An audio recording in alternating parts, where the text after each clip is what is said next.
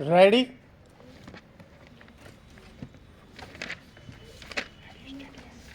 Start. महोदय, गरीबी उन्मूलन के नाम पर 5,000 करोड़ की रकम अगली पंचवर्षीय योजना में केंद्रीय सरकार ने केवल इसी मद में स्वीकृत की है। गरीबी का उन्मूलन जिस तरह से कार्यक्रमों के द्वारा किए जाने की बात की जा रही है, वे कार्यक्रम साधारणतया ऐसे हैं जैसे अकाल राहत के समय प्रारंभ किए जाते हैं और जहां केवल जीवन का अस्तित्व कायम रखने के लिए मजदूरी दी जाती है। इस कार्यक्रम के नाम पर जो अनुदान व ऋण दिए गए हैं, वे भी एक प्रकार ऋण मेलों में स्थानीय नेतृत्व को लोकप्रिय बनाने के लिए व अपना जनाधार स्थापित करने के लिए दिए गए हैं। बैंकों के द्वारा इस कार्यक्रम के अंतर्गत ऋण दिए गए हैं, उनकी वसूली बहुत ही कम हुई है।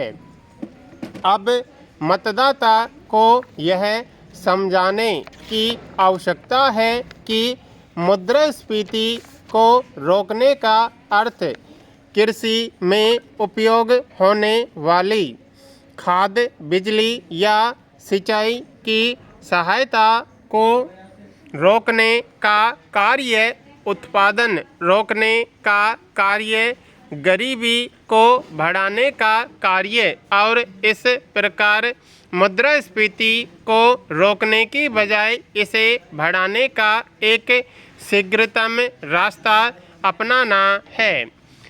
हमारी केंद्र सरकार की नीति आर्थिक सुधार के बजाय आर्थिक दुर्दशा की तरफ ले जा रही है।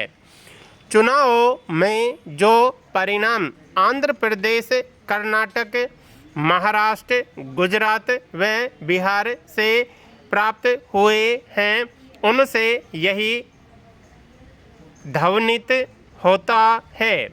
कृषि क्षेत्र में सबसे पहली आवश्यकता यह समझने की है कि भारत में केवल कृषि पर आधारित जो जनसंख्या का बोझ है, वो वर्तमान कृषि किसी प्रकार से वहन नहीं कर सकती है।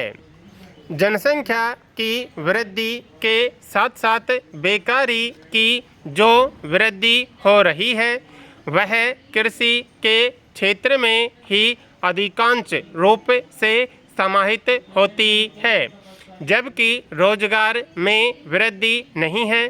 सबसे बड़ा निर्णय तो यह होना चाहिए कि गांव में नए रोजगार के निर्माण, कृषि व भिन्न व्यवस्थाओं में किए जाएं।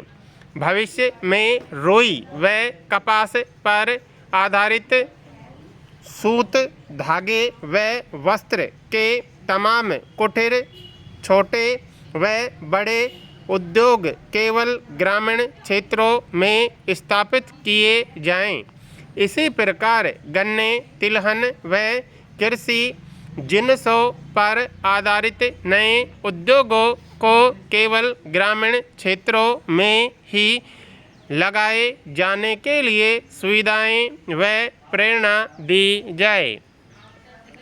एक प्रकार से हमारे गांवों के औद्योगिकरण का बड़ा अभियान चलाए जाने की आवश्यकता है और इसके लिए ग्रामीण क्षेत्र में सड़कों, सिंचाई व बिजली का आधारभूत ढांचा खड़ा करने के लिए लाखों करोड़ों की रकम की भी आवश्यकता हो तो वह उपलब्ध कराई जानी चाहिए।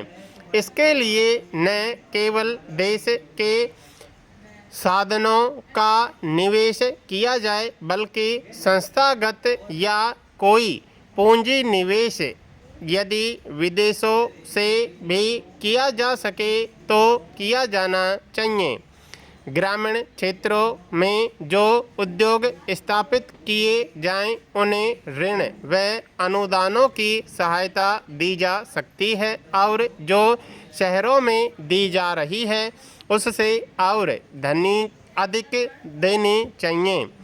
इसके साथ साथ उन्हें सब प्रकार के करों से मुक्त किया जाना आवश्यक है।